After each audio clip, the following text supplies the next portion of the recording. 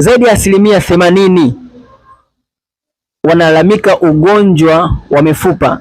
Inawezekana wewe ukawa unalalamika ugonjwa wa mgongo, inawezekana pia ukalalamika ugonjwa wa kiuno, lakini pia inawezekana ukalalamika ugonjwa wa hips fracture, lakini inawezekana wewe ukawa unalalamika ugonjwa wa magoti. Ila zote ni aina mbalimbali za magonjwa mifupa. Ila ugonjwa hii inapokupata, basi jua una athari kubwa sana ya wewe kuweza kupata ulemavu wa kudumu na kuweza kusababisha ugonjwa mkali sana, ambapo mifupa itakapoenda kwenda kuweka depression katika mishipa ambayo inaitwa cardioequinal syndrome.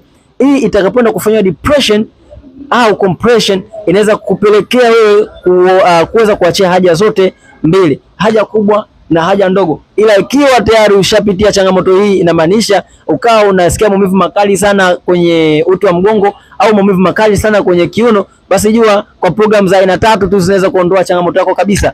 Program ya chakula, program ya mazoezi, lakini kubwa zaidi program ya kuweza kutumia tiba lishe zetu. Hii itaenda kukusaidia kutoka kwenye chanzo wa tatizo. Sasa chukua namba zangu bio na follow video hii na share video hii kwa watu wengi, ili waone namna gani wanaweza kutambua madhara ya hii ugonjwa.